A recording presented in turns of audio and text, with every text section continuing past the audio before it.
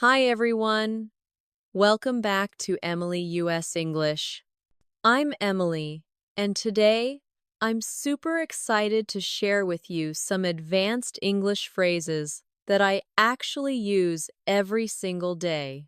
These expressions will help you sound more natural, confident, and fluent, just like a native speaker. Whether you're talking with colleagues, chatting with friends, or sharing your thoughts online, these phrases are perfect for real-life situations. So grab your notebook, relax, and let's learn together. Because fluency comes from using English daily.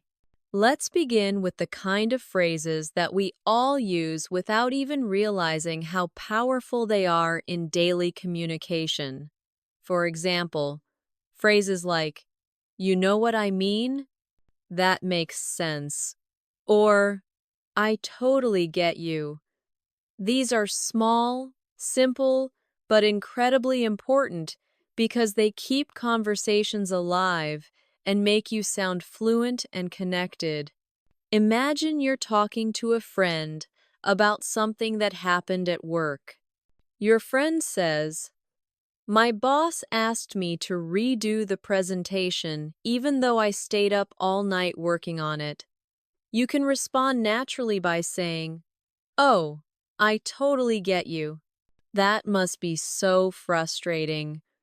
This small phrase, "I totally get you," shows empathy, understanding, and natural flow. Now, repeat after me slowly. I totally get you. I totally get you. Feel how the words roll off your tongue naturally. Try saying it with emotion. I totally get you. When you want to show real understanding, here's another one. That makes sense. When someone explains something and you want to confirm that you understand, say, "Yeah, that makes sense." It's soft, natural, and very common in advanced spoken English. Practice with me. "Yeah, that makes sense." Try again a little faster this time. "Yeah, that makes sense." Excellent. Now, let's practice using both phrases in a mini conversation. You say, "I couldn't finish my report because my computer crashed." Your friend says, "Oh, I totally get you. That must have been so annoying." You reply, "Yeah, it was. But now everything's fixed, so it's fine." Your friend responds, "That makes sense." Did you notice how natural that sounds? None of those lines sound robotic or textbook. They sound like real conversation, and that's exactly what we want to practice today. When you speak English every day, it's not about using difficult or fancy words. It's about using phrases that carry emotion, intention, and rhythm. That's what fluent speakers do. They connect words with feelings. Now, let's move into another group of phrases you can use every single day when you agree or show support. Instead of just saying yes or okay, try using something that shows tone and personality. For example, "Absolutely, exactly, you're right about that," or "I couldn't agree more." Repeat after me slowly. Absolutely, exactly, you're right about that. I couldn't agree more. These are the kinds of expressions you hear in natural English conversations. Not formal, not stiff, just clear and confident. Let's try them in context. Imagine someone says, "I think learning through real conversations is better than just studying grammar." You can reply, "Absolutely. That's the best way to learn naturally." Or you could say, "Exactly. That's how you pick up the real rhythm of English." Repeat after me again with emotion. Absolutely. Exactly. You're right about that. I couldn't agree more. Now, take a moment and think about your own day. How often do you agree with people, maybe with a coworker, a family member, or a friend? Try replacing your usual yes with one of these. It'll make you sound more fluent, more expressive, and more like a native speaker. Let's practice a few real-life examples together. You're at work, and your colleague says, "We should finish this project by tomorrow." You can reply, "Absolutely, let's do it." Your friend says, "This restaurant makes the best coffee in town." You can respond, "Exactly, I love their cappuccino." Or someone says, "Speaking English every day really improves fluency." You can say, "You're right about that," or "I couldn't agree more." Each time you say it, notice the tone of your voice. Fluency isn't only about words, it's about sound, emotion, and timing. That's what gives life to your English. Let's do a short speaking exercise. Now, I'll give you a sentence, and you respond naturally using one of these agreement phrases. I'll say, "Learning English through practice is better than memorizing grammar." You say, "Absolutely," or "Exactly." I'll say, "Speaking slowly helps improve pronunciation." You say, "You're right about that." I'll say, "It's easier to remember words when you use them in sentences." You say, "I couldn't agree more." Good job. You're not only repeating words, you're training your brain to think in English patterns. Now, let's move into another everyday area expressing emotion.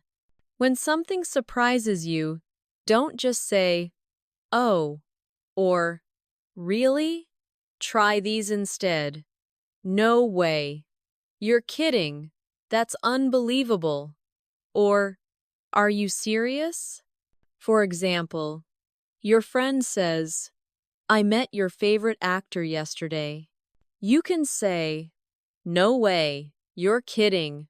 These reactions add life to your speech and make you sound emotionally connected, not robotic. Let's repeat together. No way. You're kidding. That's unbelievable. Are you serious? Try saying them with emotion. Feel the rise in your voice. When you express surprise, the energy in your tone makes the English feel alive. Now imagine different situations. Your friend says, "I got a new job." You respond, "No way. Congratulations." Or your colleague says, "We finished the project 2 days early." You say, "That's unbelievable." Or someone tells you, "I just ran 5 miles this morning." You respond, "Are you serious?" When you speak with emotion, your brain connects the feeling with the language, and that's how real fluency grows. Take a moment now. Close your eyes if you want, and imagine yourself talking to someone confidently in English. You use these phrases naturally. Your tone is calm, your rhythm smooth, your words flowing easily. That's the power of practice. So, whenever you learn a new phrase, don't just read it, say it out loud. Use it in your daily life, and let your brain build the rhythm of English. Now, let's move a little deeper into daily communication. Every conversation has moments when you need to show interest to keep the dialogue flowing or to make the other person feel heard. In advanced English, we do this not by long sentences but by using short, friendly, responsive phrases. Imagine you're listening to someone talk about their weekend and you want to show you're engaged. Instead of staying silent or saying only, yeah, try using natural listener phrases like, oh, really? That's nice. Sounds great. Good for you. Or, I see what you mean. Let's practice together slowly. Oh, really? That's nice. Sounds great. Good for you. I see what you mean. Now, here's a small dialogue for practice. A friend says, I finally started going to the gym again after 2 months. You respond, good for you. That's amazing. Then they add, it's tough to stay consistent though. You reply, yeah, I see what you mean. Notice how this little rhythm keeps the conversation warm and alive. It shows that you're not only listening but connecting emotionally. Now, repeat with me, imagining the tone of a real conversation. Good for you. Excited tone. I see what you mean. Understanding tone. Sounds great. Friendly tone. You can even record yourself saying these lines. Listen back and check the tone. The more natural it sounds, the closer you are to advanced fluency. Let's continue. When you're having a casual chat in English, you'll also need small fillers, the words native speakers use to think while speaking. Phrases like, you know, I mean, well, actually, or let me think. These are essential for sounding smooth and natural. Let's practice them with meaning. If someone asks, why did you choose that restaurant? You can say, well, I just like the atmosphere there. If you're explaining something, say, you know, it's one of those places that feels cozy and calm.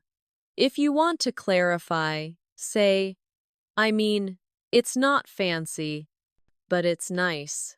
And if you're thinking, use let me think to buy time naturally.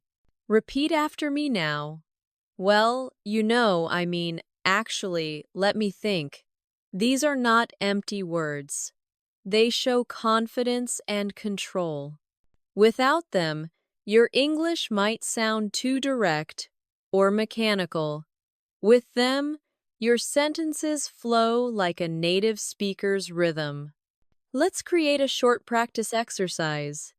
Imagine you're describing your favorite movie to a friend. You could say, well, it's a bit old, but really good.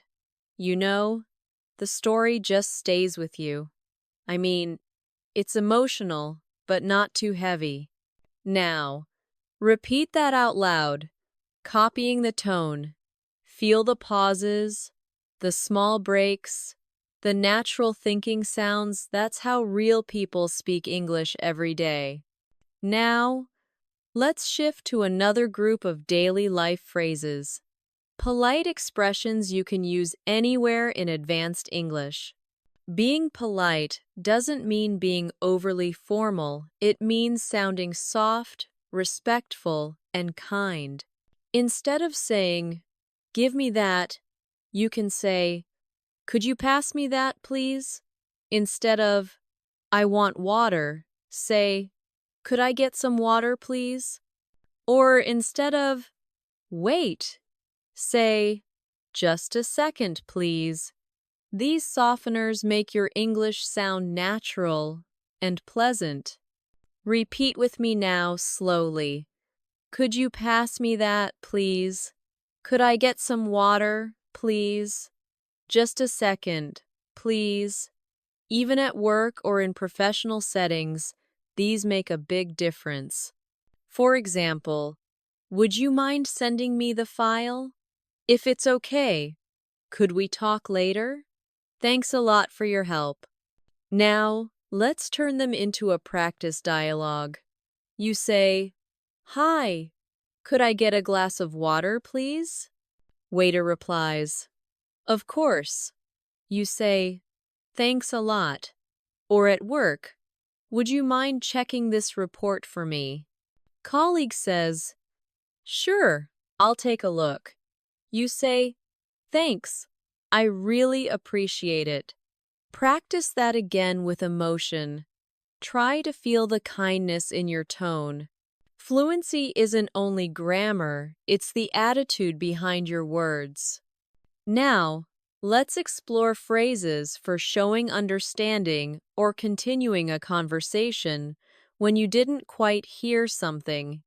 In real life, people speak fast and sometimes you miss a word. Instead of saying, what? Use softer forms like, sorry, could you say that again? Or, I didn't quite catch that. Let's repeat together. Sorry, could you say that again? I didn't quite catch that. These phrases make your listening and speaking interactions sound natural and polite. Here's a short conversation example. Someone says, so, what time are we meeting tomorrow? You didn't hear clearly, so you say, sorry, could you say that again? They repeat, what time are we meeting tomorrow? You reply, oh, right. Around 10, I think.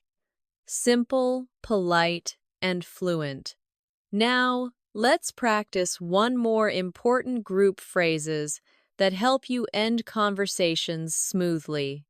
Ending a talk is also part of being fluent. It's not always easy to say goodbye naturally, but there are many soft ways to do it. Instead of just bye, try, it was nice talking to you. Let's catch up soon. Talk to you later. Or take care. Repeat with me slowly.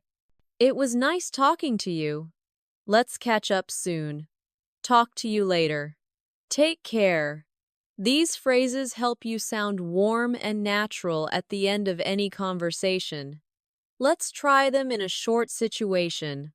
You finish a meeting and say, all right, I think that's everything for today. It was nice talking to you. Take care.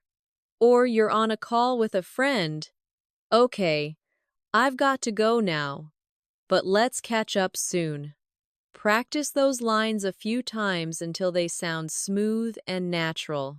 Now, let's combine everything we've learned so far into a short, interactive exercise.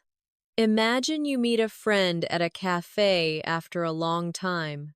I'll say the other person's lines, and you respond using the phrases we've learned today.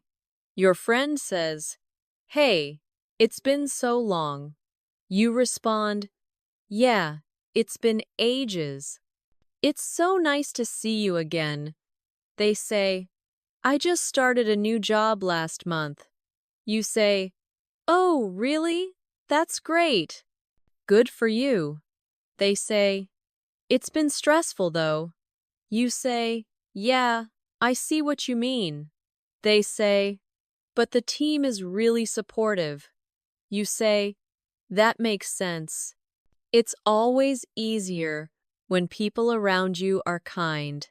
They say, we should meet more often. You say, absolutely. Let's catch up soon. That's a perfect, natural flow, small, realistic, and emotionally connected phrases. These are the building blocks of fluent communication. Remember, the more you practice, the more these phrases become automatic. You don't need to translate or think. Your brain will start using them naturally because they are stored as chunks, not as individual words. Now, take a deep breath and say to yourself softly, I can speak English naturally. I can use daily phrases confidently. I am improving every day. Confidence starts with the belief that you can express yourself even with simple phrases. The goal is not perfection, it's connection. In the next section of English in Minutes, I'm Natasha, and we'll continue expanding these ideas and learn how to use advanced linking phrases expressions that help you connect ideas smoothly and sound more natural in every situation. Now, let's talk about one of the most powerful tools in advanced English speaking: linking phrases. These are the small expressions that help your sentences flow together, making your speech sound natural and connected instead of broken or robotic. Think about how native speakers connect their thoughts in conversation. They don't just stop after every idea. They say things like, "By the way, as I was saying, speaking of, actually, on the other hand," or "that reminds me." These are what make conversations feel alive and logical. So let's explore them together one by one with natural examples you can use in your daily life. Imagine you're talking about your weekend and suddenly remember something else you want to share. You can say, "Oh, by the way, I watched that movie you recommended." It's natural, smooth, and conversational. Repeat after me. By the way. Oh, by the way. Use it when you want to add something extra or slightly change the topic. Now, if you're continuing an earlier idea after being interrupted, you can say, "As I was saying," it helps bring the conversation back to your main point. For example, "As I was saying, it's important to practice every day if you want to stay fluent." Repeat with me. "As I was saying." Here's another one. Speaking of, use this when you want to link what the other person said to something related. For instance, if someone mentions travel, you can say, "Speaking of travel, I'm planning to visit Italy next month." Repeat again. Speaking of. These connecting phrases help your thoughts flow like a river, smooth, natural, continuous. Now, let's use a few of them together in a mini conversation practice. You say, "I met Emma yesterday." Your friend replies, "Oh, really? How's she doing?" You say, "She's great. By the way, she started a new job in London." Your friend says, "Oh, wow. That's amazing." You respond, "Yeah, as I was saying earlier, she's been working really hard." Your friend says, "Speaking of hard work, you've been super busy too, right?" See how it flows? You don't even notice where one topic ends and another begins. That's what makes English sound fluent and natural. Now, let's look at another group of connectors, contrasting phrases like "however," "even though," "on the other hand," and "at the same time." These help you express more advanced thoughts, comparing, contrasting, or showing two sides of something. For example, "I like working from home. However, it can get a bit lonely sometimes." Or, "I enjoy watching movies at home, but on the other hand, going to the cinema feels more exciting." Repeat slowly with me. "However, on the other hand," "even though," "at the same time." Now try to make your own sentences aloud. For instance, "I love coffee. However, I try not to drink too much." Or, "I like big cities. But on the other hand, I also enjoy quiet villages." Practice expressing contrast in a calm tone, not too fast, not too formal, just natural conversation speed. Let's now focus on transition phrases for adding information. These are like bridges that let your ideas flow together. You can use in addition, besides, also, or what's more. Imagine you're describing your morning routine. I usually start my day with coffee. In addition, I listen to a short English podcast. I like reading in the morning. Besides, it helps me stay focused. I enjoy learning English every day. What's more, it makes me feel confident. Repeat with me. In addition, besides, what's more. Now let's practice a daily life example. You're telling a friend about how you've been improving your English. I've been watching more English videos lately. Besides, I try to speak with my colleagues in English. Your friend says, "That's a great idea." You say, "Yeah, and what's more, I record myself speaking to check my pronunciation." These little connectors make your English sound advanced not because they're complicated, but because they're natural and logical. Now, let's do a reflection exercise. Think about how you could describe your own day using linking phrases. For example, I woke up early today. After that, I made breakfast. Then, I listened to an English lesson. Later on, I went for a walk. Now, try saying it again but connecting it smoothly.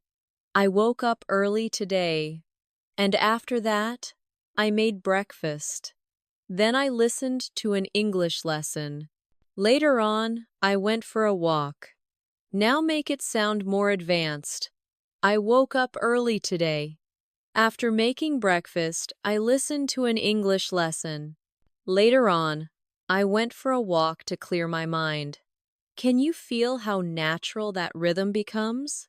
That's the secret of advanced fluency. Not bigger words, but smoother flow.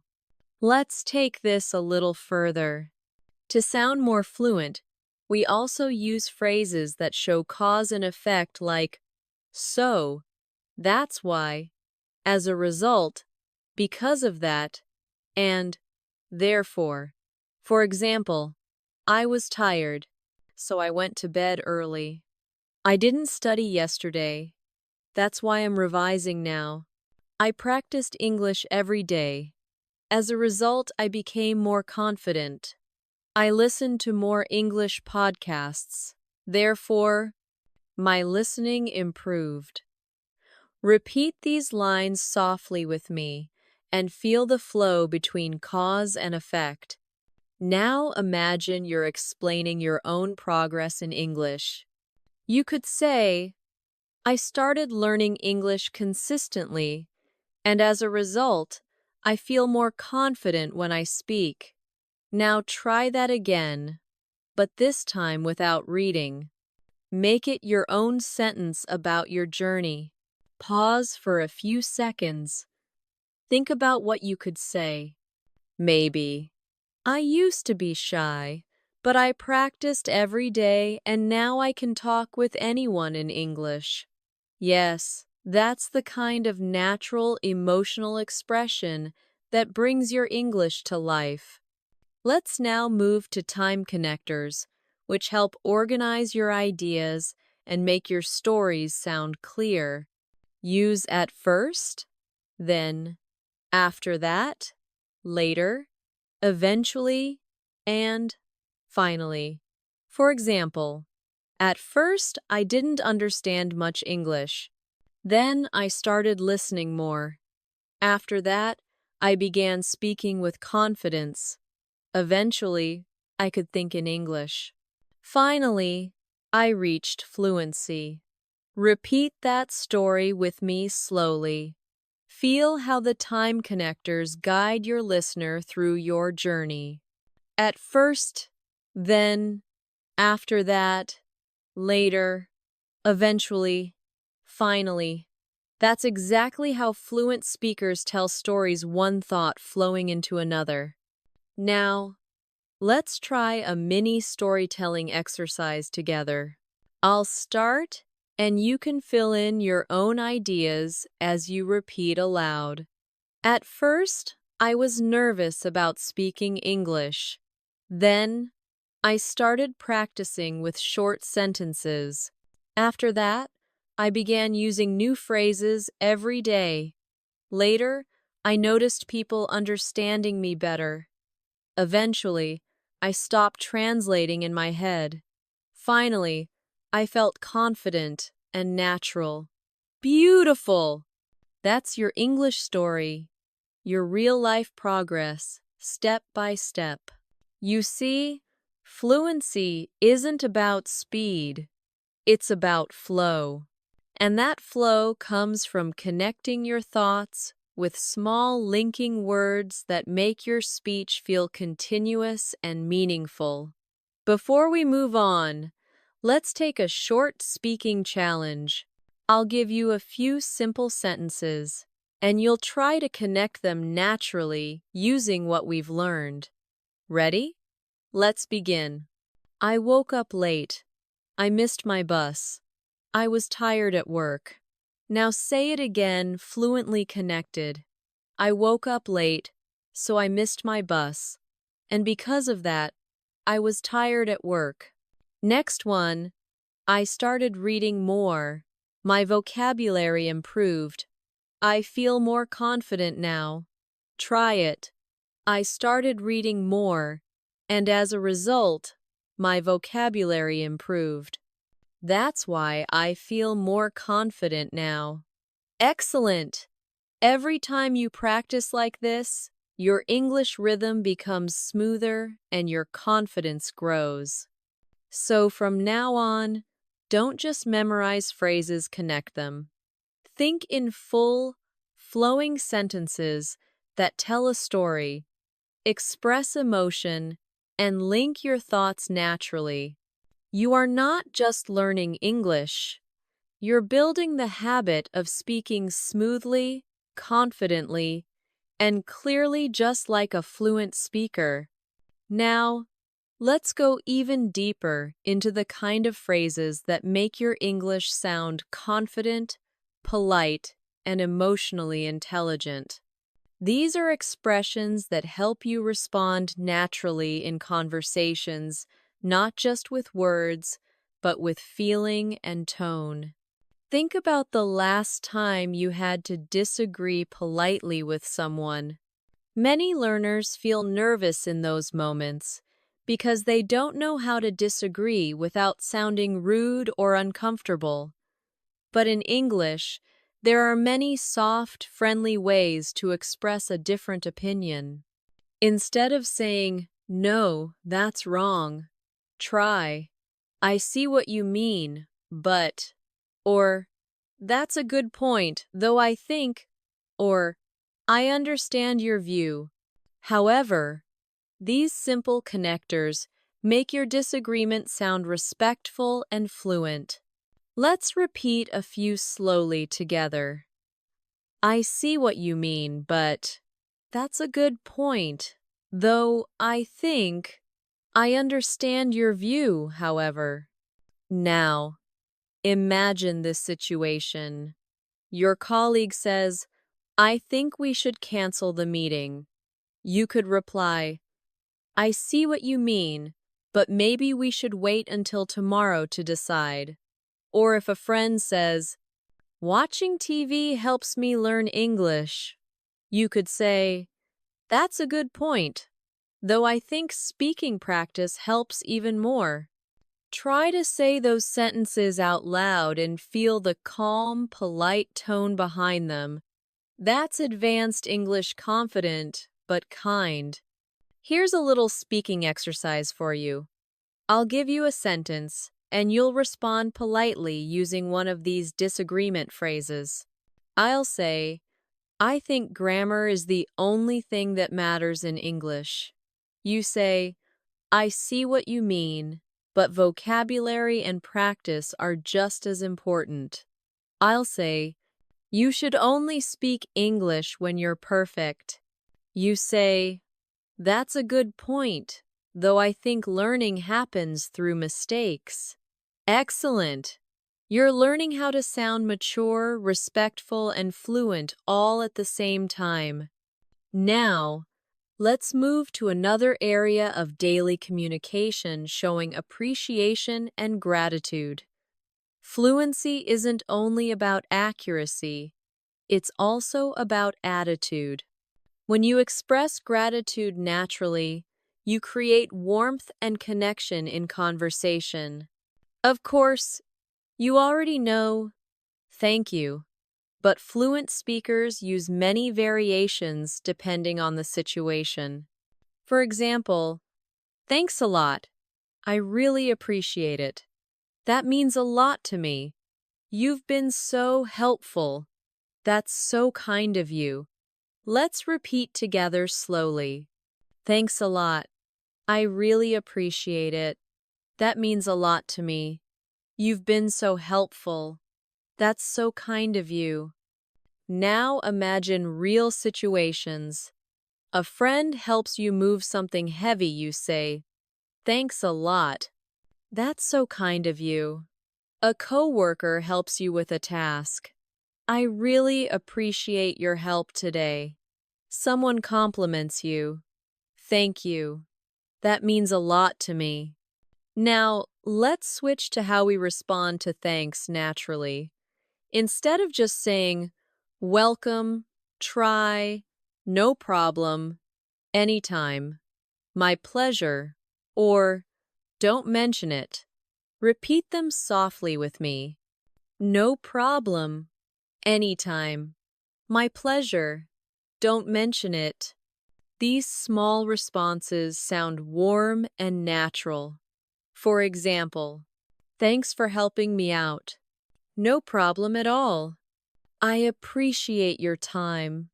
My pleasure. Thanks for listening. Anytime. Practice those exchanges until they come out automatically. That's how you start thinking in English by responding without translation. Now, let's practice a little emotional connection through phrases that express encouragement and positivity.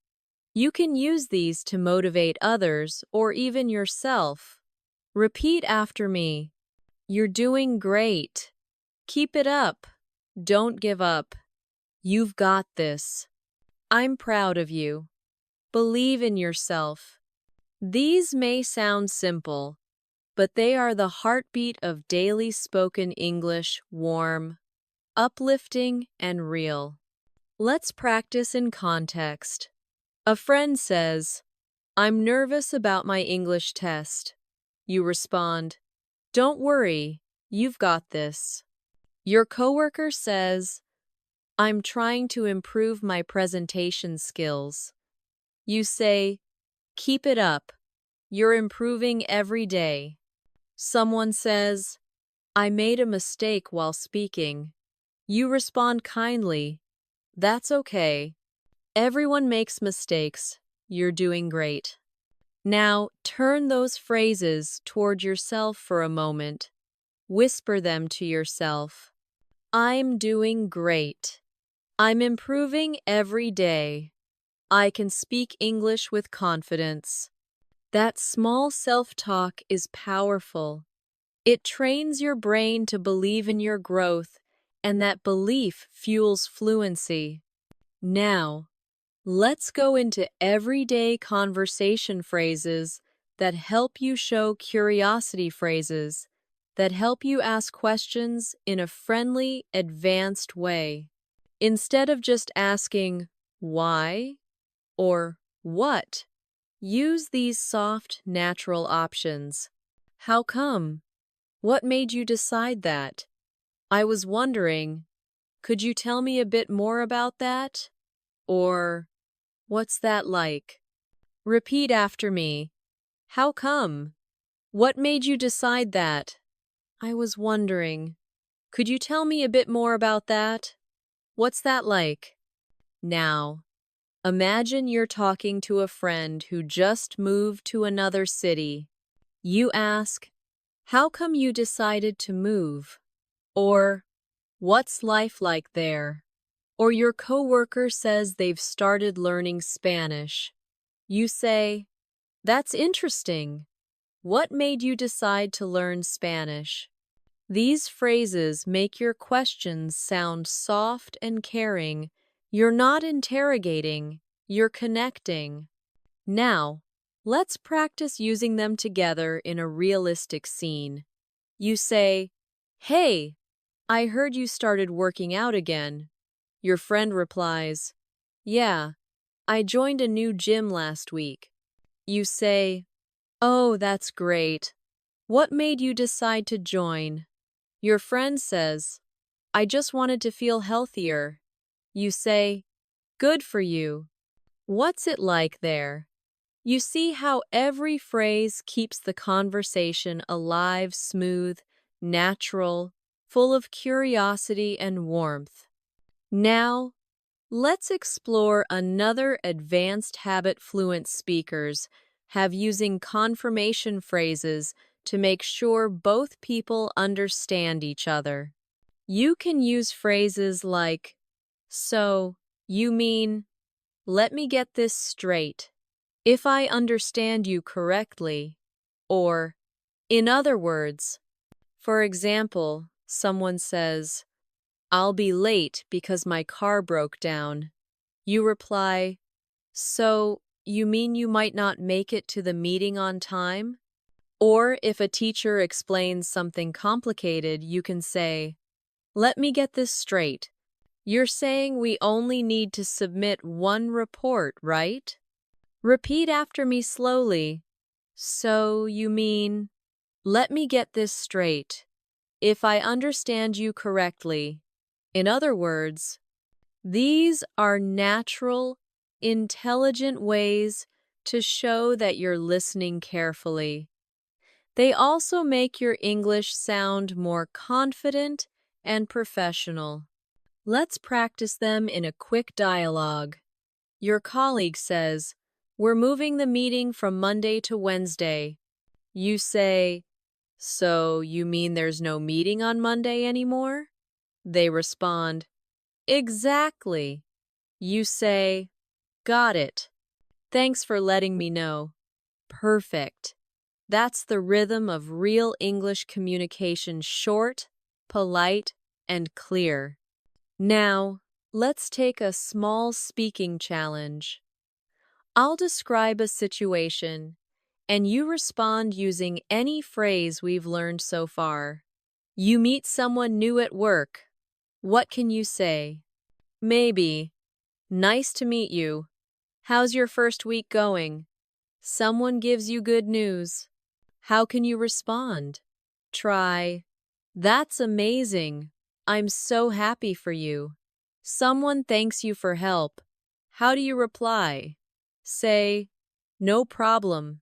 Anytime." Someone shares a different opinion. What can you say? "I see what you mean, but I have a slightly different view." Each response builds your English muscles. The more you use them, the stronger your fluency becomes. Now, let's finish this section with a small reflection exercise. Close your eyes for a moment.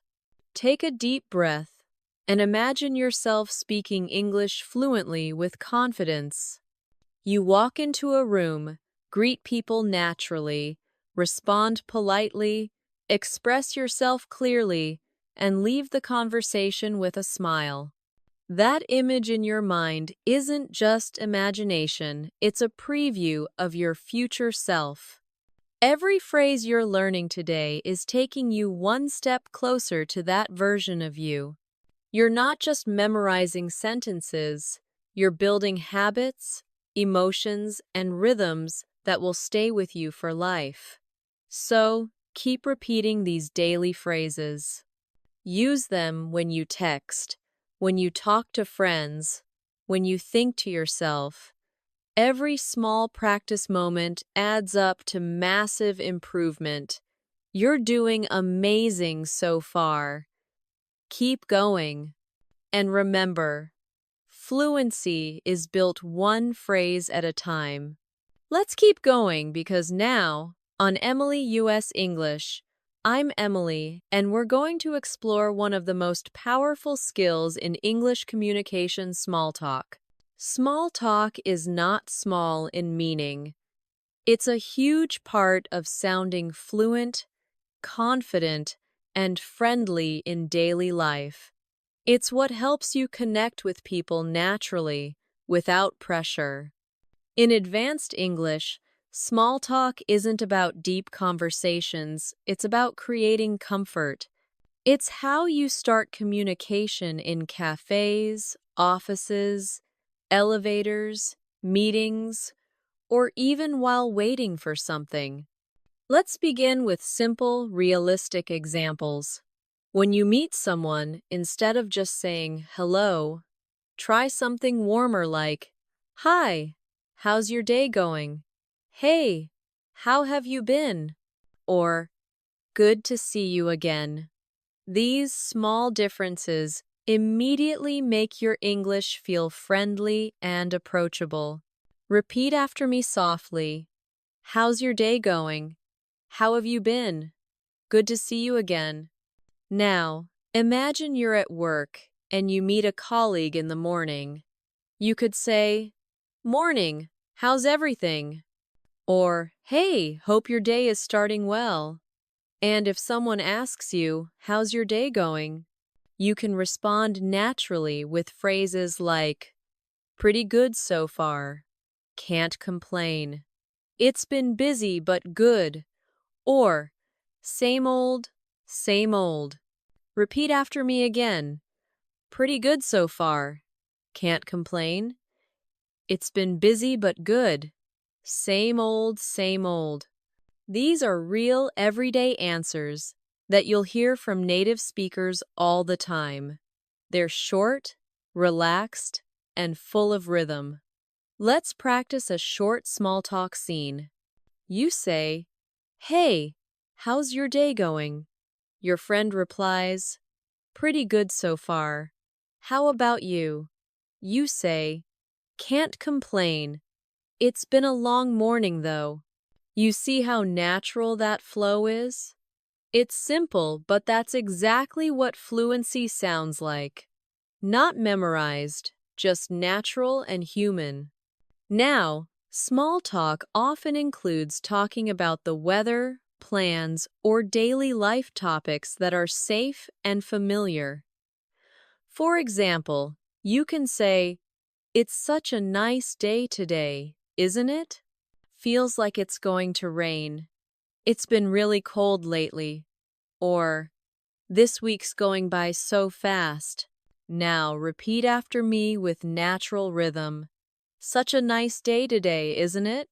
Feels like it's going to rain. It's been really cold lately. This week's going by so fast." Now imagine adding your opinion or emotion after it. "It's such a nice day today, isn't it? Perfect for a walk." Or, "Feels like it's going to rain." I love that cozy feeling. That's what brings warmth and personality to your English. Let's try another practice dialogue. You're waiting in line somewhere. The person next to you says, "The weather's been crazy lately." You can reply, "Yeah, tell me about it. It's so unpredictable these days." Or someone says, "Can't believe how hot it is." You can say, "I know, right? It feels like summer came early." Those small reactions, "Tell me about it." "I know, right?" "Exactly," are essential in fluent English. They make your conversations feel alive, connected, and friendly. Now, let's move into another part of small talk, talking about plans and time. Here are some phrases you can use in daily life. What are you up to this weekend? Got any plans after work? How's your week looking? I'm thinking of relaxing tonight. I might go out with some friends. Repeat these softly with me. What are you up to this weekend? Got any plans after work? How's your week looking? I'm thinking of relaxing tonight. I might go out with some friends. These are perfect to start or continue small talk naturally. Now, let's do a mini exercise. Imagine you're talking to a friend on Friday afternoon. You. Hey, got any plans for the weekend? Friend. Not really. I might just stay home and rest. You? Sounds good. You deserve a break. Simple, warm, natural. That's exactly what you should aim for in daily English. Now, let's go one level deeper, learning how to show genuine interest in someone's life. This is what makes your English not just fluent, but meaningful. Phrases like, "How's everything going with you? How's work these days? How's the family? What have you been up to lately?" Or, "It's been a while. How have you been?" help you sound caring and connected. Repeat these softly. How's everything going with you? How's work these days? What have you been up to lately? It's been a while. How have you been? Now, let's practice a friendly conversation. You. Hey, it's been a while. How have you been? Friend. Pretty good. Just busy with work. You? You. Yeah, I know the feeling. Work's been non-stop for me too. And that's all it takes, small talk with warmth and emotion. Remember, fluent English isn't only about perfect grammar. It's about human rhythm, knowing when to ask, when to listen, when to respond softly. Now, let's shift a bit and learn how to move from small talk to meaningful talk smoothly. When a conversation starts with light topics and you want to go a bit deeper, you can use transition phrases like, "Speaking of that, that reminds me. Actually, I've been thinking about," or "Funny you mention that." For example, someone says, "I've been working a lot lately." You can say, "Yeah, speaking of work, have you ever thought about changing jobs?" Or a friend says, "I watched a movie last night." You say, "Oh, funny you mention that. I just watched a really good one too." These are gentle, natural bridges that move your conversation forward. Now, let's practice a few mini dialogues. Friend. I'm thinking of going on vacation soon. You?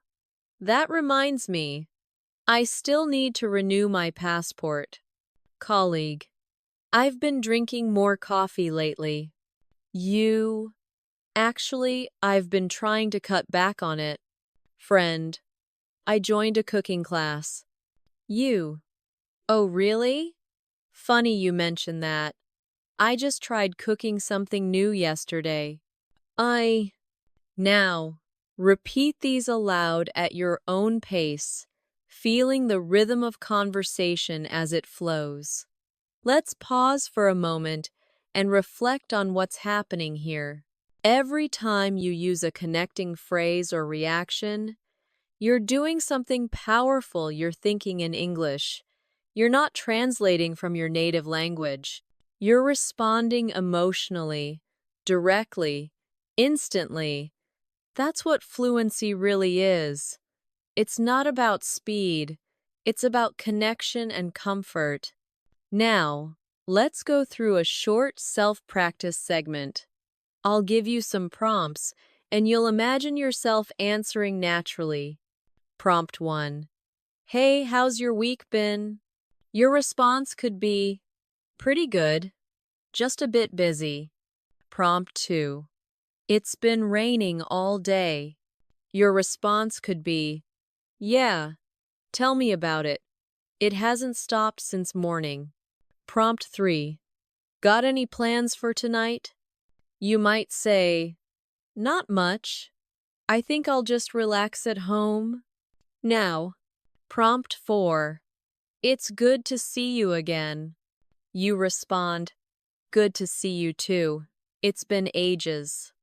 Each small exchange is a chance to practice fluency to make your mind react naturally in English.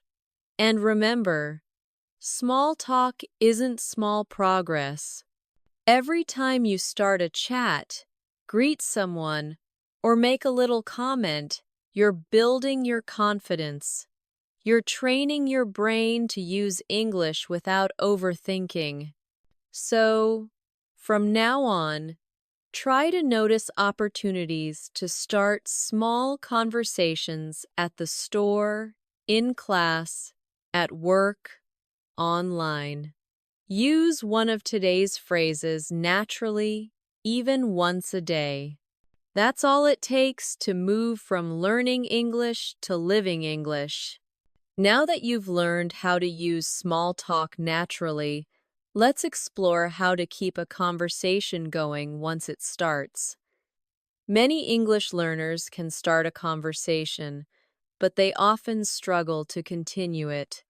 They run out of things to say or worry about sounding boring. The secret is to build on what the other person says to keep the rhythm alive with curiosity, reactions, and shared experiences. Let's imagine this together. Someone says, I went hiking last weekend. Instead of just saying, oh, nice, you can respond in a way that keeps the talk alive. That sounds amazing. Where did you go? Or, really? I've always wanted to try hiking. How was it? See how these questions invite the person to share more? That's how you create natural flow in English. Repeat after me. That sounds amazing. Where did you go? How was it? I've always wanted to try that. Now, let's practice more examples. Someone says, I watched a new series on Netflix. You can reply, oh really, what's it about? Or, nice, was it good? Someone says, I just started learning guitar. You can respond, that's so cool. How long have you been playing? Someone says, I tried cooking a new recipe. You could say, that's great. What did you make? Notice how you're not just reacting, you're inviting. That's what fluent speakers do. They keep conversations open by asking simple, emotional questions that make others feel heard and comfortable. Let's do a speaking challenge together. I'll say a sentence, and you imagine your natural follow-up question. I say, I'm planning a trip next month. You might respond, oh, nice, where are you going? I say, I've been feeling a bit tired lately. You could respond, oh no, have you been getting enough rest? I say, I've been learning English for 3 years now. You might say, that's great. What's helped you the most? Perfect. You're learning how to sound engaged and natural, not just polite, but emotionally connected. Now, sometimes in a conversation, you'll need to show surprise, empathy, or emotion to make your words sound alive. Native speakers do this with short, expressive phrases like, oh wow, that's incredible. Really? That must be tough. Good for you. Or, that's so funny. Repeat a few together. Oh wow, that's incredible. Really? That must be tough. Good for you. That's so funny. Now, let's use them in short examples. A friend says, I finally got a promotion. You respond, oh wow, congratulations, that's amazing. Someone says, I woke up at 5 a.m. to go running. You reply, really? That's so early. Good for you. Another friend says, I lost my phone yesterday. You respond, oh no, that must be tough. These small emotional reactions keep your speech full of energy and warmth. Now, let's talk about how to share your own experiences naturally, something that's key to fluency. You don't need long stories. You just need structure and rhythm. Try using this simple flow: context plus detail plus feeling. For example, last night, I tried a new restaurant near my house. The food was amazing, and the atmosphere was so cozy. I think I'll go again next week. Or, I started reading a new English book. It's a bit difficult, but I'm enjoying it. Or, I went jogging this morning. The weather was so fresh, it felt great. Now, try creating your own example out loud. Think about something small you did today. Maybe drinking your morning coffee, watching a video, or finishing some work, and describe it using that pattern. What you did, a little detail, and how you felt. Pause for a few seconds and practice that now. Excellent! That's how fluent English feels: calm, clear, and full of life. Now, let's look at another type of phrase: clarifying and confirming phrases that help keep conversations smooth. When you need to make sure you understood something, instead of repeating the same words, you can say, so, you mean, just to be clear, if I got that right. Are you saying that? Or, let me make sure I understand. Let's practice them one by one. So, you mean, just to be clear, if I got that right. Are you saying that? Let me make sure I understand. Now, imagine you're in a conversation. Someone says, we'll move the meeting to Friday instead of Thursday. You can respond, just to be clear, that's this Friday, right? Or someone says, I'll bring the document later. You can say, so you mean after lunch? These tiny details make your communication sound professional and careful. You're confirming politely instead of sounding confused. Let's also look at how fluent speakers give their opinions smoothly. They don't just say, I think. Over and over, they vary it with natural alternatives like, in my opinion, from my point of view, if you ask me, to be honest, and, personally, I feel that. Repeat softly with me. In my opinion, from my point of view, if you ask me, to be honest, personally, I feel that. Now practice them in real sentences. In my opinion, listening practice is more important than grammar drills. From my point of view, confidence comes from daily repetition. If you ask me, learning through real examples is the best way. To be honest, I sometimes get nervous speaking too. Personally, I feel that watching English shows helps a lot. Now, say one about your own life using one of those phrases. For example, to be honest, I learn best when I speak aloud. Or, personally, I feel that writing every day helps me remember new words. That's real fluency, expressing your own thoughts comfortably in English. Now, let's practice moving between agreement and disagreement naturally. When someone says something you partly agree with, you can use, that's true, but I agree to some extent. You have a point, though? I'm not sure I completely agree. Repeat slowly with me. That's true, but I agree to some extent. You have a point, though. I'm not sure I completely agree. Let's use these in mini examples. Friend. Watching movies is enough to learn English. You. That's true, but I think speaking practice is also important.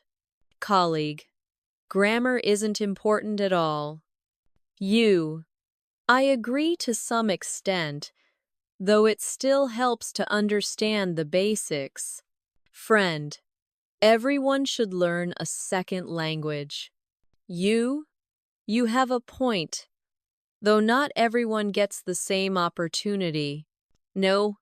See how gentle and balanced those sound? That's what makes your English feel advanced and natural. Now, let's practice using phrases for giving suggestions and advice. Instead of saying you should, you can soften it with, maybe you could. Have you tried? It might be a good idea to, or you might want to. For example, maybe you could watch short videos every day to improve your listening. Laugh. Have you tried keeping a small notebook for new words? It might be a good idea to practice shadowing out loud. You might want to listen to slow English audio before sleeping. Repeat softly. Maybe you could. Have you tried? It might be a good idea to. You might want to. These gentle phrases sound polite, supportive, and encouraging, exactly how a fluent speaker would express advice. Let's do a short reflection exercise.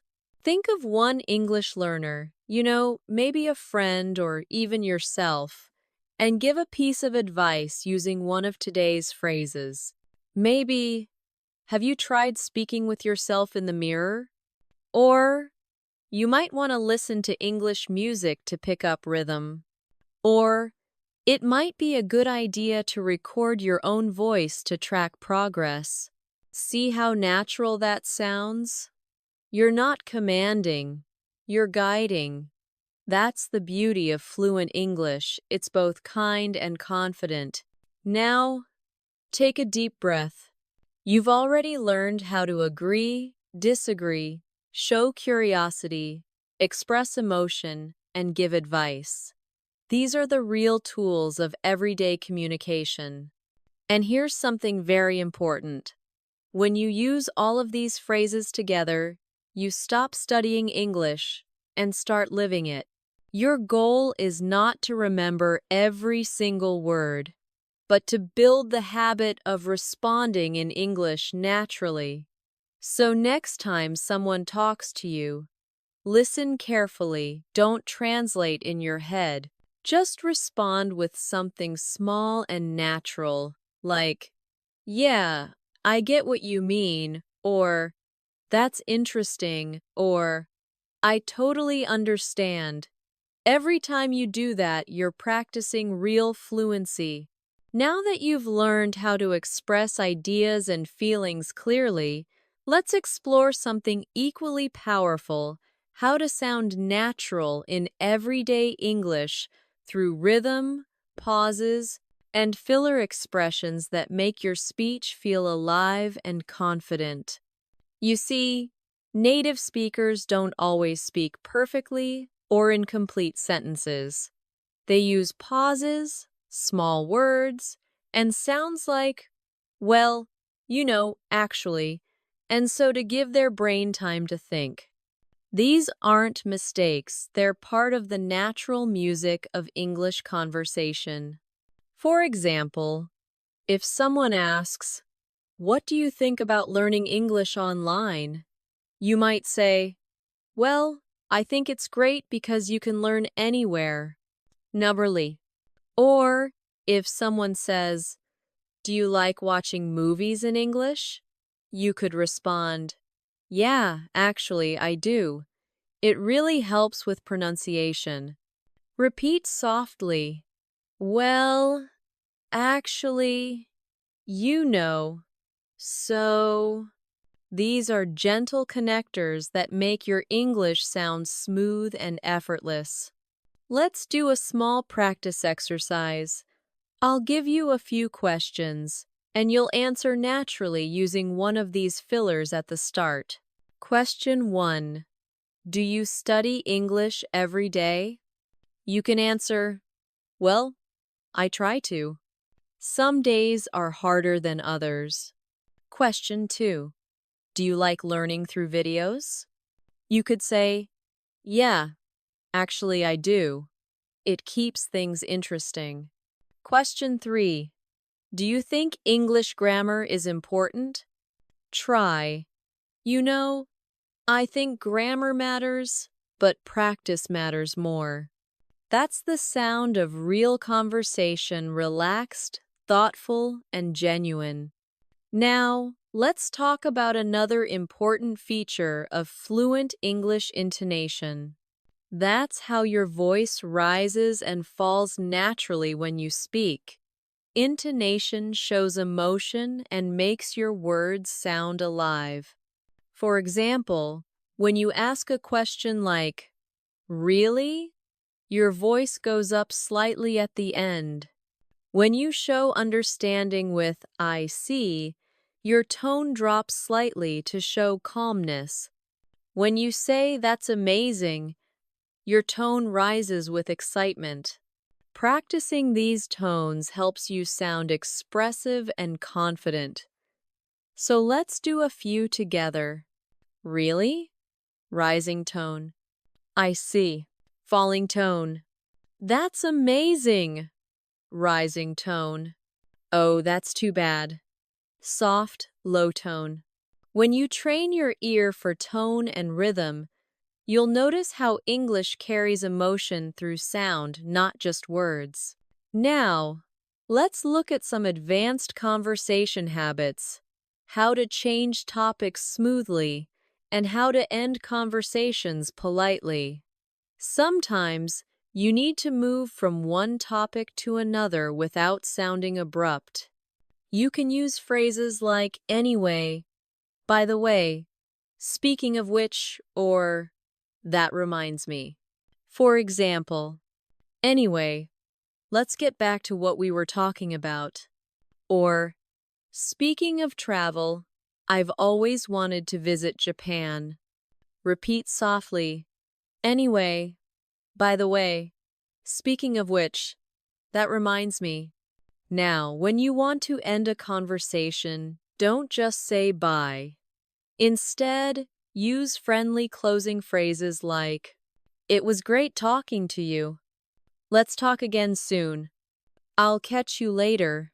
Take care. Or, have a good one. Practice them now with emotion. It was great talking to you. Let's talk again soon. I'll catch you later. Take care. These soft endings help your English sound polite, natural, and mature. Let's see how they sound in a full conversation. You. Anyway, I should probably get going soon, friend. Yeah, me too. It was great talking to you. You. Same here. Let's catch up again sometime. Beautiful, calm, fluent. That's exactly how English conversations flow in real life. Now, let's add one more layer. Reactive phrases that show you're emotionally present in the conversation. Phrases like, I know what you mean. Exactly. Totally. That's so true. Right. And tell me about it. Show empathy and shared understanding. Repeat them with me. I know what you mean. Exactly. Totally. That's so true. Right. Tell me about it. Now, let's see how they appear in real-life talk. Your friend says, learning English can be exhausting sometimes. You say, tell me about it. Someone says, it's hard to find time to practice. You reply, I know what you mean. A coworker says, speaking every day really helps. You say, exactly. Practice makes progress. Notice how these phrases make you sound connected and real, like someone who's emotionally part of the moment. Let's move into something deeper, expressing feelings and emotions. When you talk about how you feel, you become more relatable and human in English. Instead of saying, I'm happy, you can say, I'm really glad about that, or that made my day. Instead of, I'm sad, say, I feel down today, or it's been a rough day. For excitement, use, I'm thrilled. I'm so excited. This is amazing. For disappointment, use, I'm a bit upset. That's disappointing. Or, I was hoping for better. Let's practice these with feeling. Try saying them out loud. I'm really glad about that. That made my day. It's been a rough day. I'm thrilled. That's disappointing. I was hoping for better. When you say these lines with emotion, you train your voice to match your meaning. That's emotional fluency. Now, let's combine emotion with connection. Imagine this short scene. You tell a friend, I finally finished my big project. Friend says, that's amazing. You must feel so relieved. You say, yeah, I'm thrilled. It was a lot of work, but totally worth it. That's real communication full of warmth, tone, and humanity. Now let's move to expressing opinions and preferences naturally. Instead of saying only, I like or I don't like, you can vary your expressions.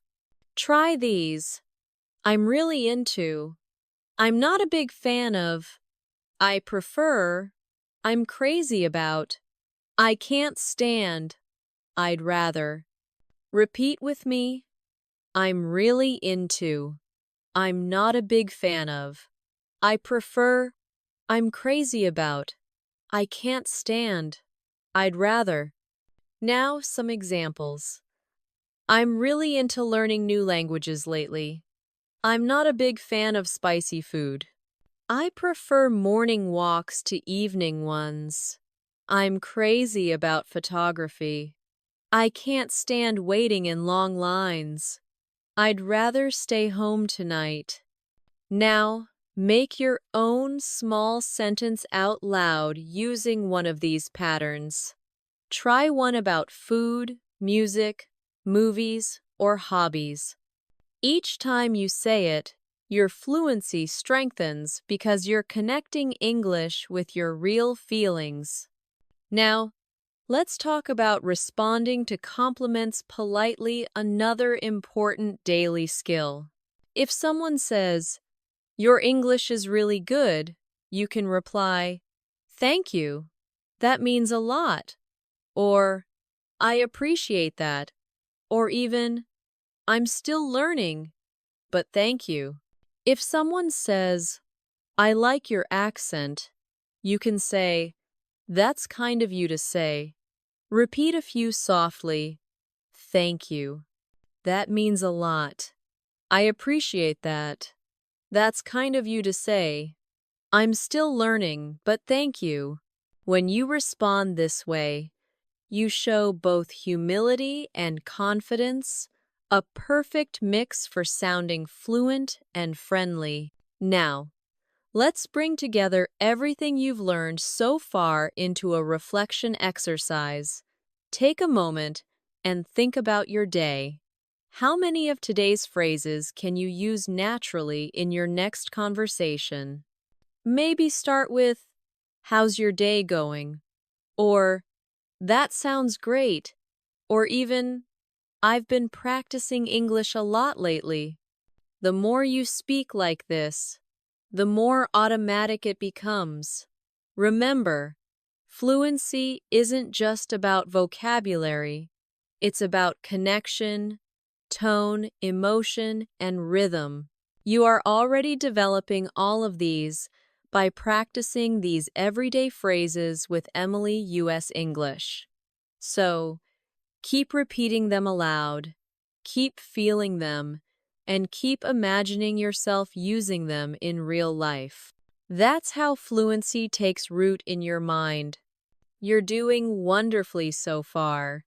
Let's keep building this natural flow step by step, because by the end of this session, you'll not only know these phrases, you'll own them. Let's continue our fluency journey together, because now I want you to start feeling how English becomes part of your thinking, not just something you study, but something you live every day. When you speak English naturally, you don't think about grammar rules or translation. You focus on the message, on the rhythm, on the feeling of connection with another person. That's what these everyday phrases help you build confidence and flow in real conversation.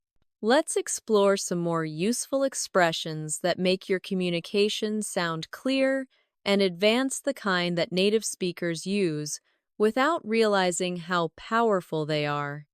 Let's start with time phrases, little expressions that describe when something happens, because they help structure your storytelling naturally.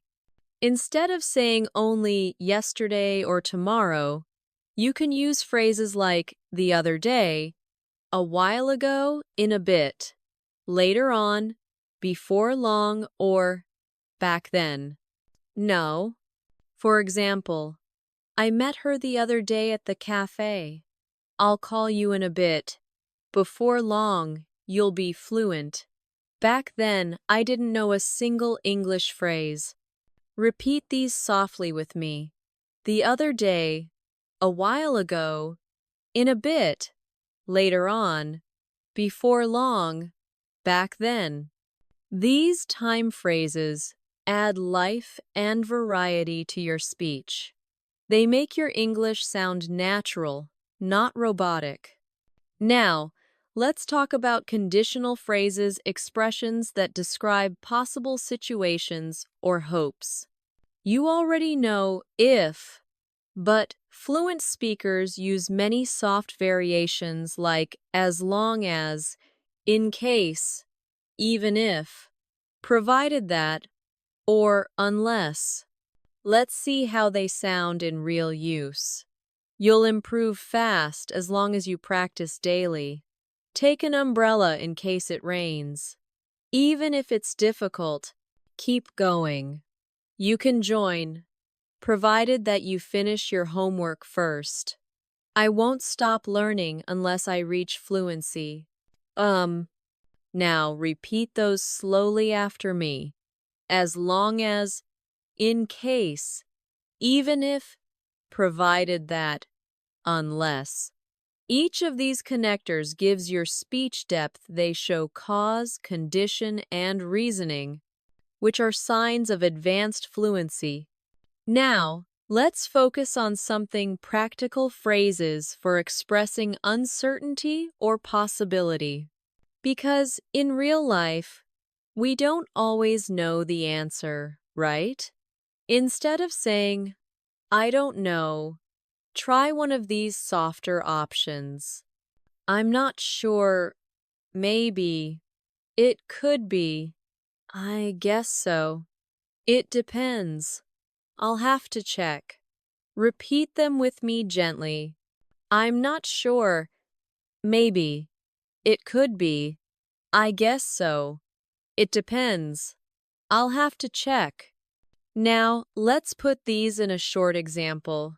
Friend, are you free tomorrow? You, I'm not sure.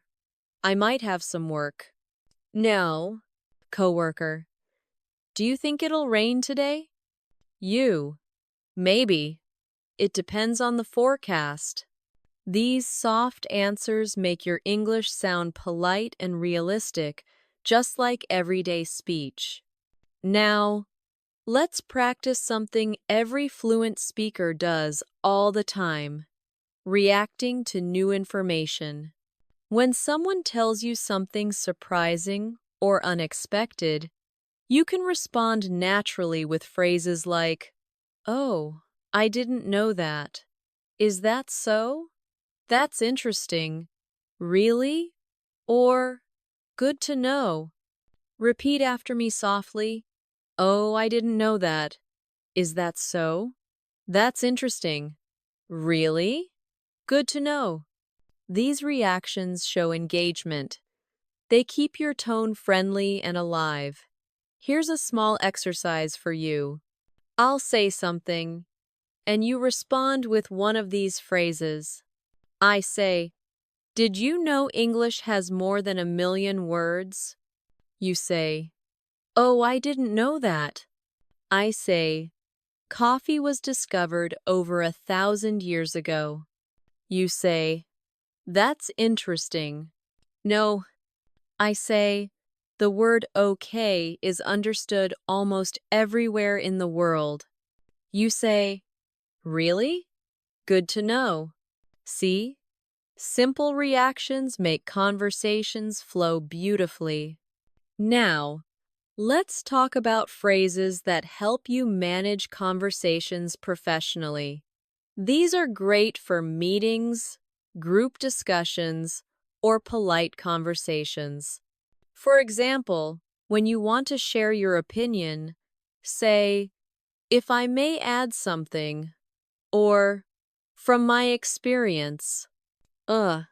When you want to politely interrupt, say, "Sorry to interrupt, but," or "Can I just say something here?" When you want to agree diplomatically, say, "I think you're absolutely right," or "That's a very good point." Repeat them with me softly. "If I may add something," "From my experience," "Sorry to interrupt, but can I just say something here?" "That's a very good point." These phrases are especially useful if you use English for work or study. They make your tone respectful and confident at the same time. Let's practice a short professional scene. You're in a meeting and someone says, "We should focus more on online marketing." You respond, "That's a very good point. If I may add something, we could also improve our website."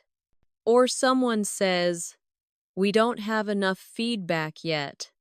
You can say, "I totally agree, and from my experience, collecting feedback early really helps." End closed. See how polite and fluent that sounds? That's the balance between clarity and respect that makes advanced English communication shine. Now, let's relax a little and learn phrasal expressions for daily life, those combinations of verbs and prepositions that make you sound like a native speaker. Let's practice a few useful ones. Wake up to get out of bed. I wake up at 7 every day. Get along with to have a good relationship.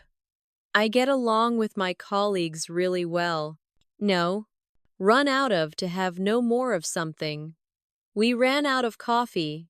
Look after to take care of someone. I look after my little sister. Turn down to reject or lower something. I turn down the volume. Figure out to solve or understand something. I finally figured out the answer. Repeat each one softly. Wake up, get along with, run out of, look after, turn down, figure out. Now, let's use them in short everyday scenes. I ran out of milk this morning. Oh, friend. Oh no, me too. I'll get some later. I finally figured out how to use that app. Friend. Nice. Took me forever to learn that. I get along with my coworkers really well. Friend. That's great. It makes work so much easier. By practicing phrasal verbs like this in context, You train your brain to recognize them automatically. Now, let's shift to phrases for showing understanding or empathy, the ones that make you sound emotionally intelligent in English. You can use, "That must be hard. I can imagine. I know how you feel. That sounds tough. Don't worry about it. Everything will be fine." Repeat gently with me. "That must be hard. I can imagine. I know how you feel. That sounds tough. Don't worry about it. Everything will be fine." Now imagine this short scene. "Friend, I didn't do well in my exam. You? Oh, I know how you feel. That must be hard, but you'll do better next time." And Dottie. Someone says, "I've been really busy lately." You. "I can imagine. Make sure to rest when you can." These phrases help you sound kind and thoughtful, which is just as important as being fluent. Let's do a reflection exercise before we move forward. Take a moment and think of 3 phrases from today that you like the most. Maybe, "I'll call you in a bit," or "Don't worry about it," or "I figured it out." Now imagine how you can use them in your next real-life conversation. Remember, the key is repetition. The more you say them, the faster they become part of your natural English brain. You're doing really well so far. Every section we go through adds another layer to your fluency.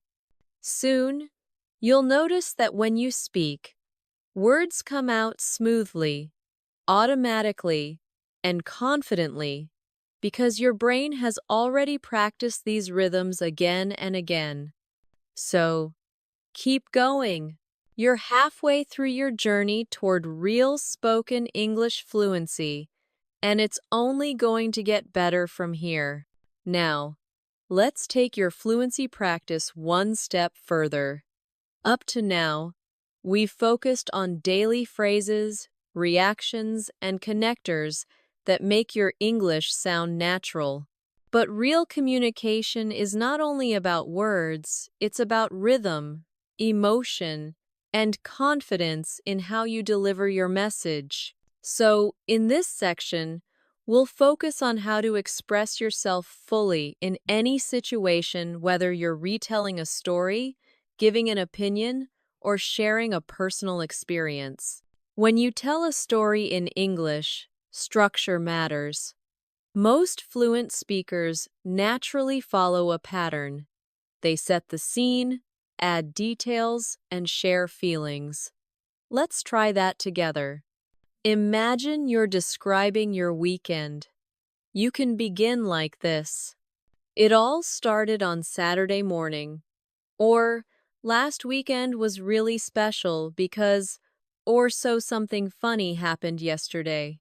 These small openings instantly catch attention and make your story flow smoothly.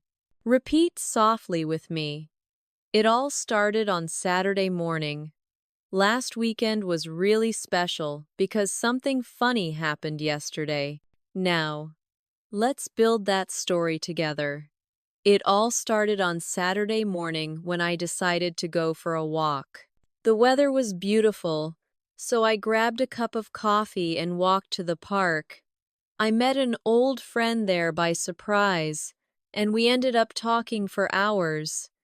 It felt so good to reconnect." See how simple but complete that story feels? It's not about complex vocabulary, it's about sequence, feeling, and connection. Now, try to think of a small story from your own life. It could be about meeting someone, learning something, or even having a funny experience. Start it with one of our openings.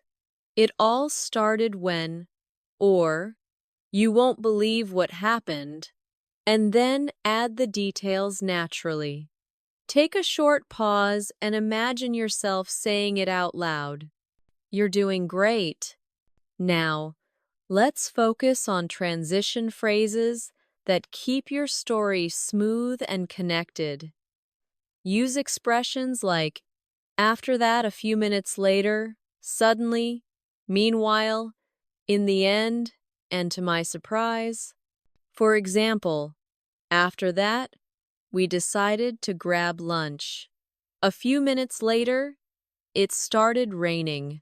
Meanwhile, my phone battery died.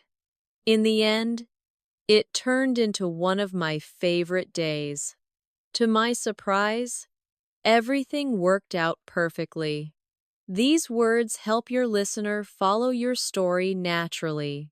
They're like signposts on a road that guide your direction. Now, repeat them softly after me. After that. A few minutes later, meanwhile, in the end, to my surprise. Excellent.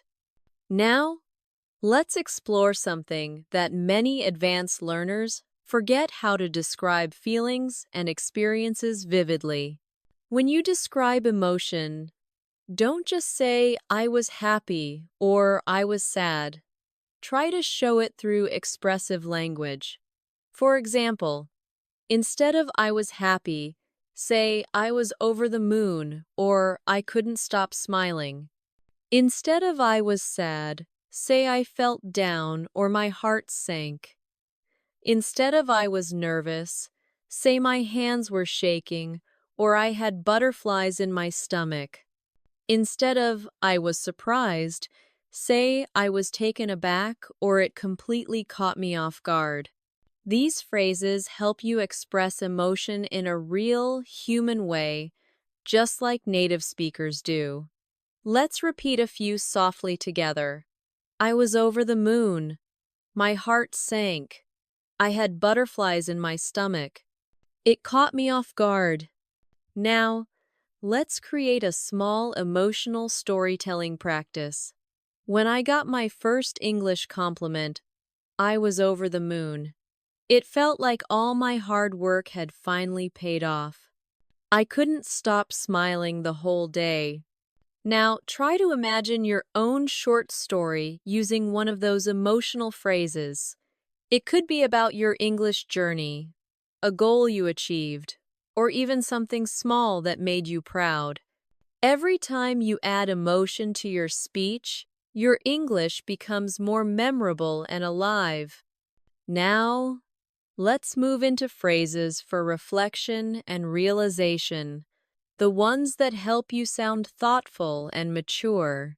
You can say things like, looking back, I've realized that, or it taught me that, or it made me understand, or since then, or that moment changed me. For example, looking back, I've realized that consistency is everything. That experience taught me that mistakes are part of learning. Since then, I've been more confident when I speak. Repeat them gently with me. Looking back, I've realized that. It taught me that. Since then, that moment changed me. These reflective phrases show maturity and growth. They let your listener see your journey, not just your words. Now, let's connect that idea to your own English learning story. You can say something like, looking back, I've realized that speaking every day, even for 5 minutes, makes a huge difference. It taught me that practice doesn't have to be perfect, it just has to be consistent. That's beautiful, isn't it?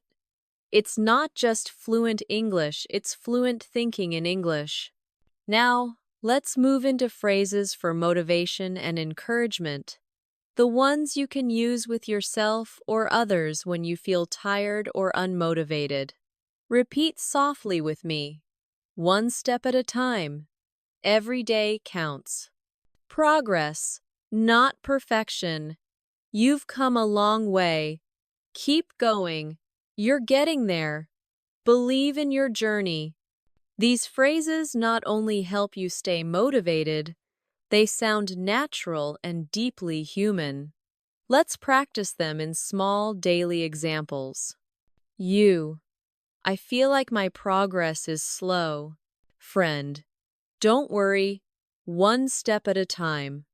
Every day counts. You. I made so many mistakes today. Friend. That's okay. Progress, not perfection. You. I'm still not fluent yet. Friend. But you've come a long way. Keep going. You're getting there.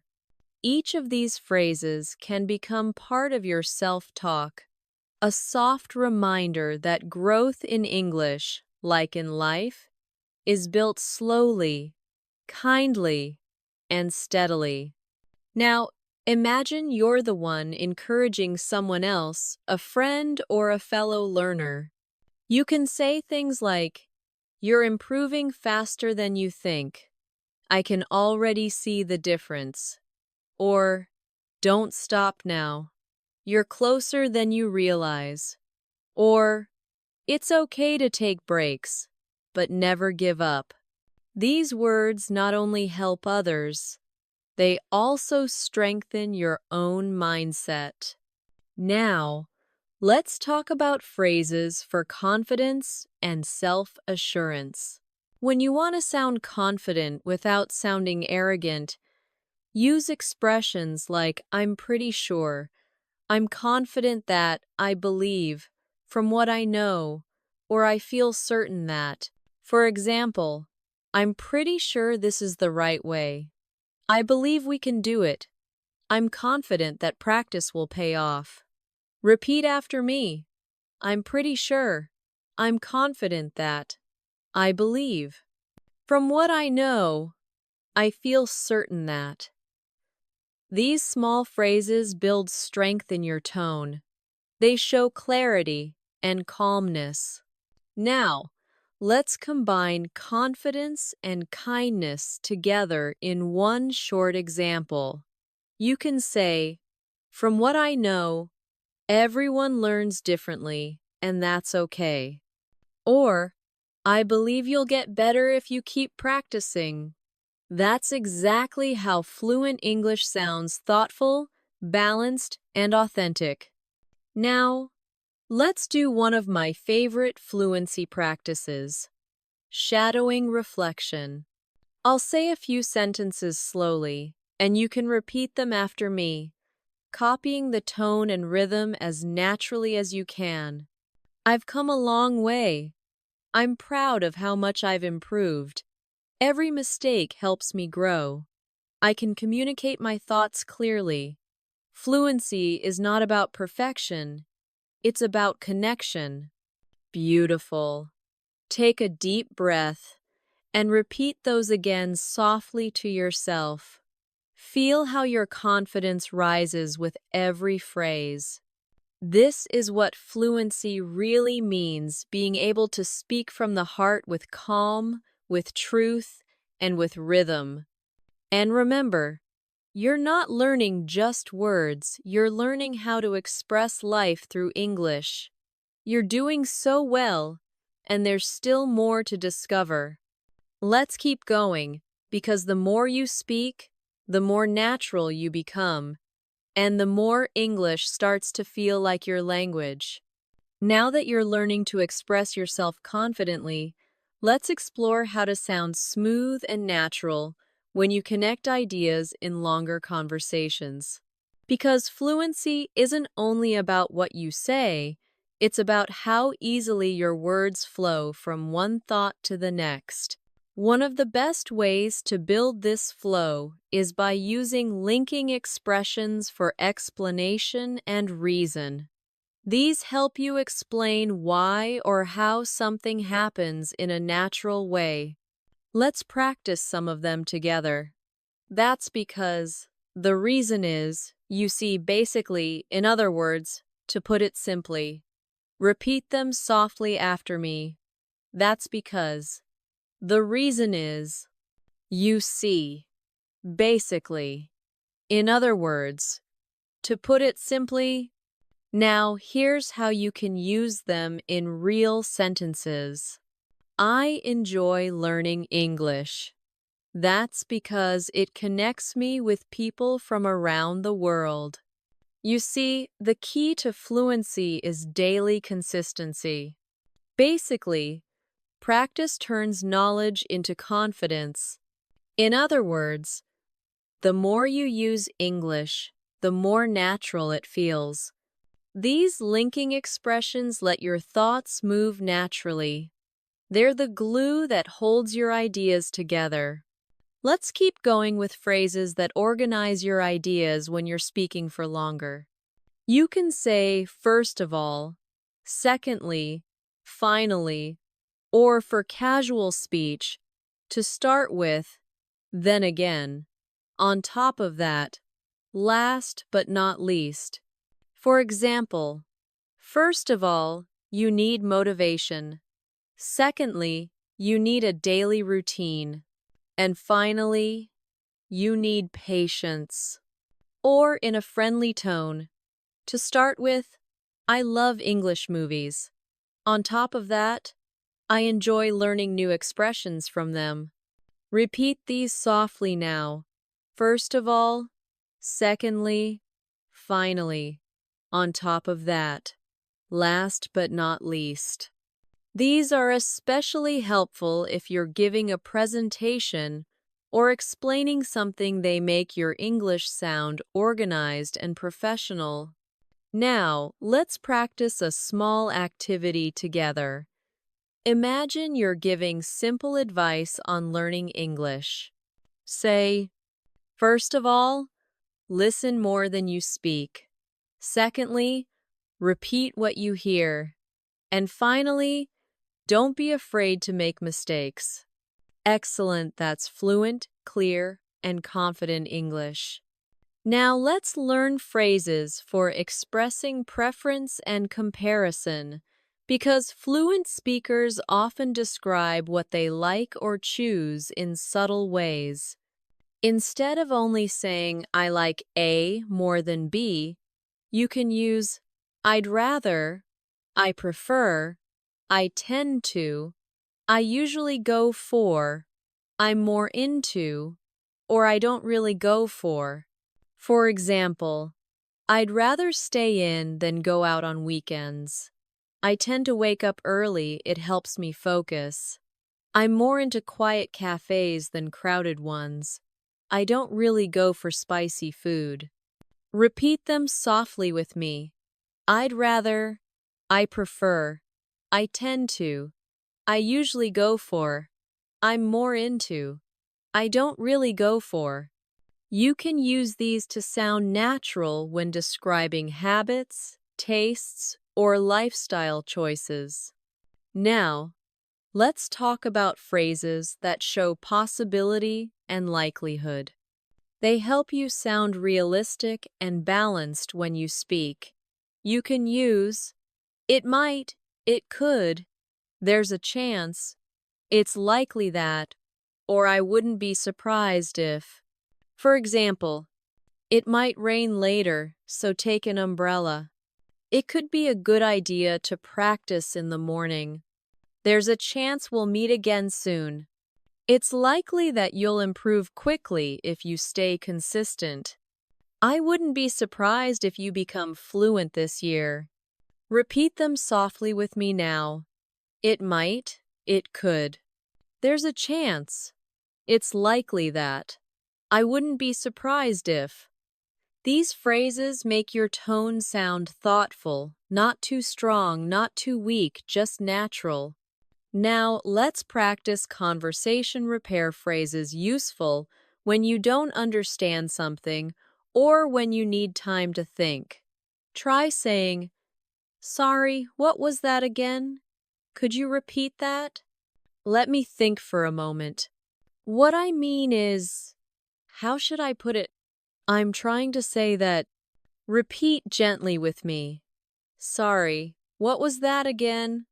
Let me think for a moment. When you want to sound confident without sounding arrogant, use expressions like, I'm pretty sure, I'm confident that, I believe, from what I know, or I feel certain that. For example, I'm pretty sure this is the right way. I believe we can do it. I'm confident that practice will pay off. Repeat after me. I'm pretty sure. I'm confident that. I believe. From what I know. I feel certain that. These small phrases build strength in your tone. They show clarity and calmness. Now, let's combine confidence and kindness together in one short example.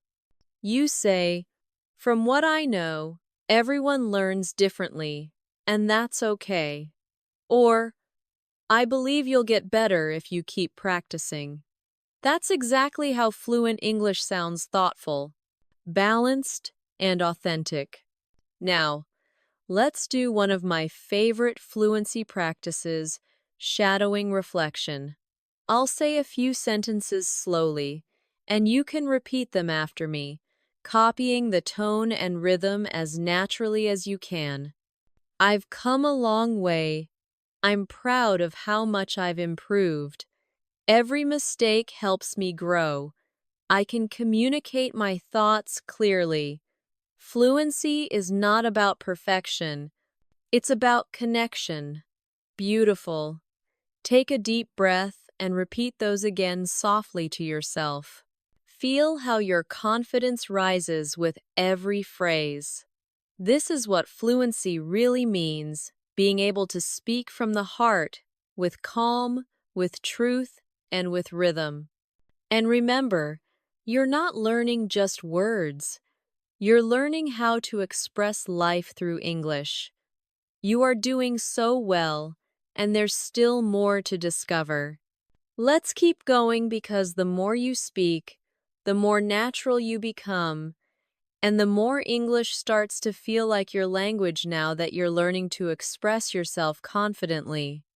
Let's explore how to sound smooth and natural when you connect ideas in longer conversations. Because fluency isn't only about what you say, it's about how easily your words flow from one thought to the next. One of the best ways to build this flow is by using linking expressions for explanation and reason. These help you explain why or how something happens in a natural way. Let's practice some of them together. That's because, the reason is, you see, basically, in other words, to put it simply. Repeat them softly after me. That's because, the reason is, you see, basically, in other words, to put it simply. Now, here's how you can use them in real sentences. I enjoy learning English. That's because it connects me with people from around the world. You see, the key to fluency is daily consistency. Basically, practice turns knowledge into confidence. In other words, the more you use English, the more natural it feels. These linking expressions let your thoughts move naturally. They're the glue that holds your ideas together. Let's keep going with phrases that organize your ideas when you're speaking for longer. You can say, first of all, secondly, finally, or for casual speech, to start with, then again, on top of that, last but not least. For example, first of all, you need motivation. Secondly, you need a daily routine. And finally, you need patience. Or in a friendly tone, to start with, I love English movies. On top of that, I enjoy learning new expressions from them. Repeat these softly now. First of all, secondly, finally, on top of that, last but not least. These are especially helpful if you're giving a presentation or explaining something. They make your English sound organized and professional. Now, let's practice a small activity together. Imagine you're giving simple advice on learning English. Say, first of all, listen more than you speak. Secondly, repeat what you hear. And finally, don't be afraid to make mistakes. Excellent. That's fluent, clear, and confident English. Now let's learn phrases for expressing preference and comparison, because fluent speakers often describe what they like or choose in subtle ways. Instead of only saying, I like A more than B, you can use, I'd rather, I prefer, I tend to, I usually go for, I'm more into, or I don't really go for. For example, I'd rather stay in than go out on weekends. I tend to wake up early, it helps me focus. I'm more into quiet cafes than crowded ones. I don't really go for spicy food. Repeat them softly with me. I'd rather, I prefer, I tend to, I usually go for, I'm more into, I don't really go for. You can use these to sound natural when you're describing habits, tastes, or lifestyle choices. Now let's talk about phrases that show possibility and likelihood. They help you sound realistic and balanced when you speak. You can use it might, it could, there's a chance, it's likely that, or I wouldn't be surprised if. For example, it might rain later, so take an umbrella. It could be a good idea to practice in the morning. There's a chance we'll meet again soon. It's likely that you'll improve quickly if you stay consistent. I wouldn't be surprised if you become fluent this year. Repeat them softly with me now. It might. It could. There's a chance. It's likely that. I wouldn't be surprised if. These phrases make your tone sound thoughtful, not too strong, not too weak, just natural. Now, let's practice conversation repair phrases useful when you don't understand something or when you need time to think. Try, sorry, what was that again? Could you repeat that? Let me think for a moment. What I mean is, how should I put it? I'm trying to say that. Repeat gently with me. Sorry, what was that again? Let me think for a moment. What I mean is, how should I put it? These expressions buy you time and keep conversations smooth even when you hesitate. That's exactly what fluent speakers do, too. Now, let's add phrases for balancing opinions, those little bridges that show understanding while you express your view. For example, I see your point, but that's true, although you're right to some extent, but at the same time. On the one hand, on the other hand. Let's repeat them softly together. I see your point, but that's true, although you're right to some extent. At the same time, on the one hand, on the other hand. Now imagine this scene. Someone says, learning English grammar is boring. You respond, you're right to some extent, but it's useful for building a foundation. Someone says, I don't think pronunciation matters much.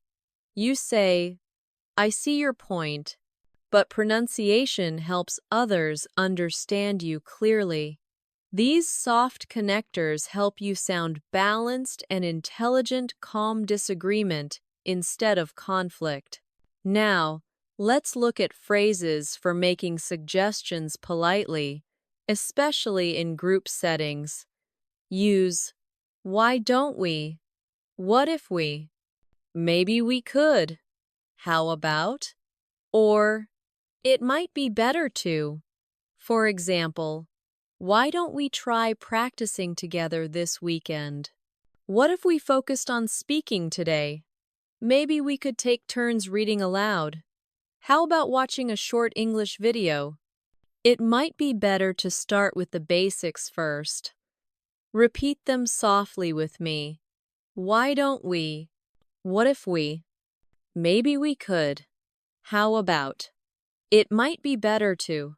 These phrases are polite, friendly, and cooperative, perfect for daily and professional situations alike.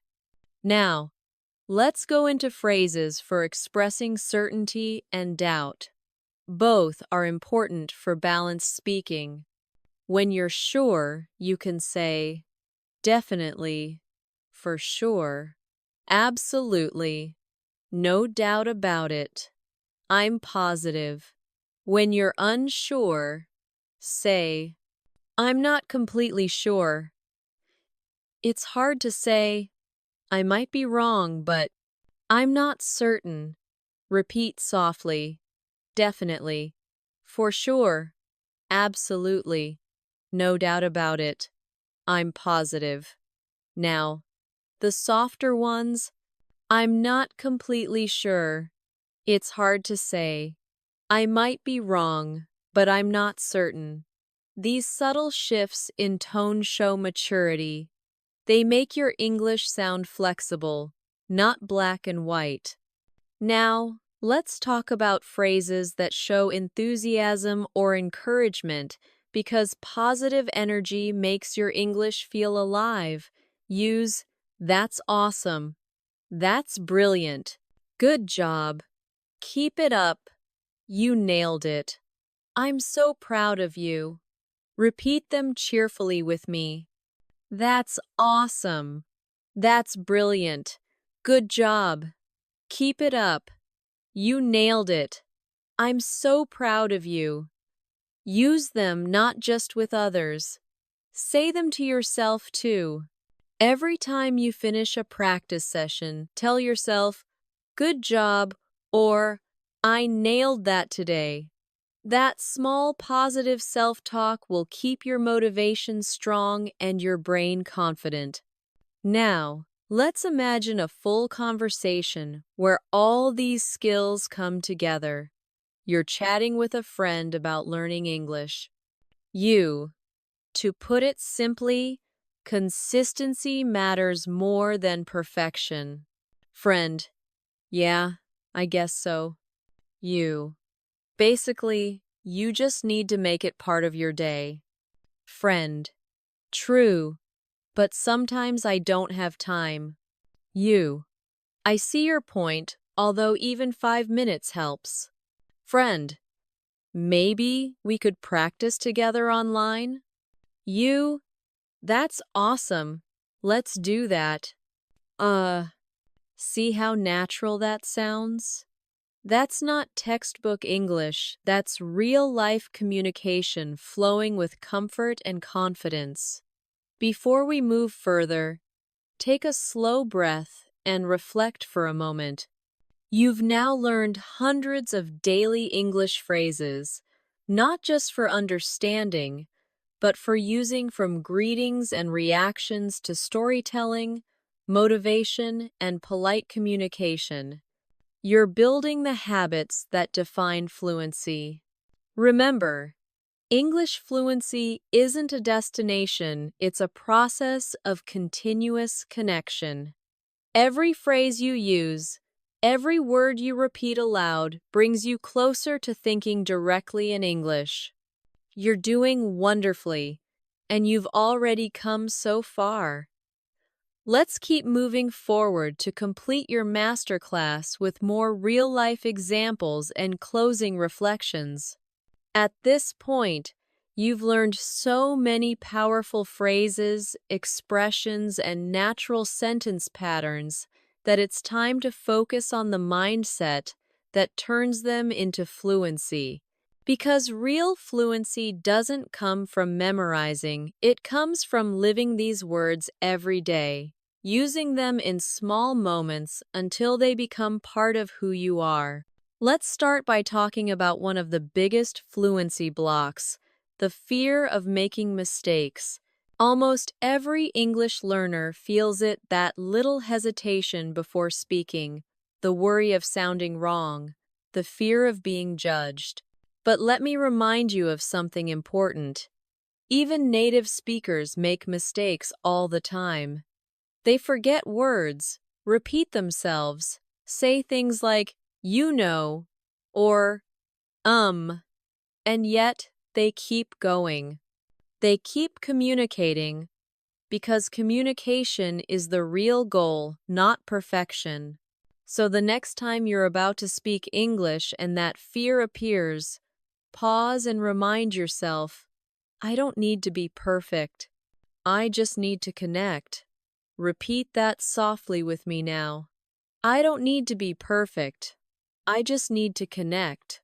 That sentence alone can free you from hesitation. Now, let's imagine a real-life moment. You're talking to someone and suddenly you forget a word. Instead of freezing, just use one of these natural filler phrases to keep going. You can say, what's the word? Let me think. How do I say this? Or, it's kind of like, for example, I went to, what's the word? A bakery. Or, it's kind of like a park but smaller. These phrases keep the conversation alive and show confidence even when you pause. Let's repeat them softly together. What's the word? Let me think. How do I say this? It's kind of like, that's fluency, not speed, but smoothness. Now, let's talk about another important point thinking in English. Many learners try to translate from their first language, but that slows everything down. Instead, start building thoughts directly in English, even for small things. When you wake up, say to yourself in English, I'm getting up now. When you eat, think, this tastes good. When you walk outside, say, it's such a nice day.